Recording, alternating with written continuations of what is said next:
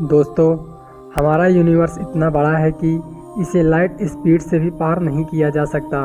परंतु आपके मन में कभी न कभी तो ये सवाल उठा ही होगा कि आखिर लाइट स्पीड पर चलने पर हमें कैसा दिखेगा।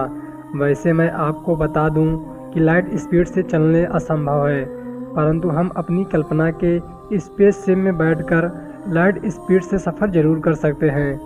तो दोस्तों, आज हम जानेंगे कि सच में हम लाइट स्पीड से चलते हैं तो हमारा सफ़र कितना रोमांचक होगा।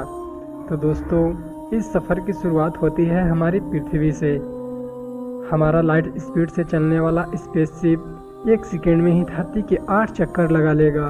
उसके बाद जब यह हमारे मून की तरफ आगे बढ़ेगा तब यह मात्र 1.2 सेकेंड में ही चांद तक पहुंच जाएगा।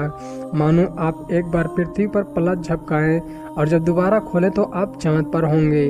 उसके बाद हमारी अगली धरती यानी मंगल ग्रह, जिस पर वैज्ञानिक जीवन बसाने की कल्पना करते हैं, उस तक पहुंचने में हमें सिर्फ 4.16 सेकेंड का ही समय लगेगा। यानी आप धरती पर 1 कप चाय लें और चाय पीते ही पीते आप मंगल ग्रह पर पहुंच जाएंगे।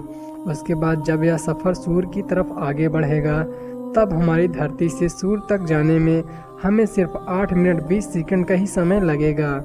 जिसके बाद आता है हमारे सोलर सिस्टम का सबसे दूर का ऑब्जेक्ट यानी प्लूटो, जिसके पास जाने में हमें 5.5 घंटे का समय लगेगा, जबकि इसकी दूरी धरती से 5 अरब किलोमीटर है। उसके बाद आता है हमारे सोलर सिस्टम के सबसे पास का सोलर सिस्टम यानी प्रॉक्सिमा सेंटोरी, जिसकी दूरी हमारी धरती से 4.24 लाइट ईयर्स है। यानी प्रकाश की स्पीड से भी हमें जाने में 4.24 वर्ष का समय लगेगा। जबकि सोचो, हमारी धरती का सबसे करीबी का तारा है।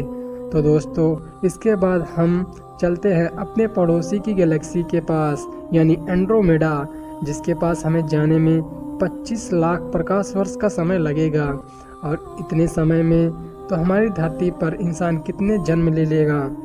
और अगर हम ऐसे ही लाइट स्पीड से चलते रहे तो हमें ऑब्जर्वेबल यूनिवर्स तक पहुंचने में करीब 46.5 बिलियन लाइट ईयर्स का समय लग जाएगा।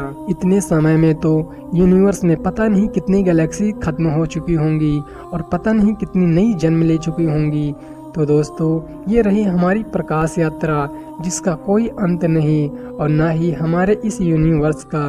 परंतु क्या आपके मन में कभी न कभी ये सवाल उठा है कि आखिर हमारे ब्रह्मांड के अंत में क्या होगा? आई नो ये ब्रह्मांड अनंत है, फिर भी हम कभी न कभी तो ये सोचते ही हैं कि क्या ब्रह्मांड के अंत में कोई दीवार होगी। उस दीवार के बाद क्या होगा? पानी, दीवार? आई नो ये पागल कर देने वाला सवाल है, बट आप क्या सोचते हैं कमेंट में ज़रूर बताना। और मिलते हैं एक नई वीडियो के साथ।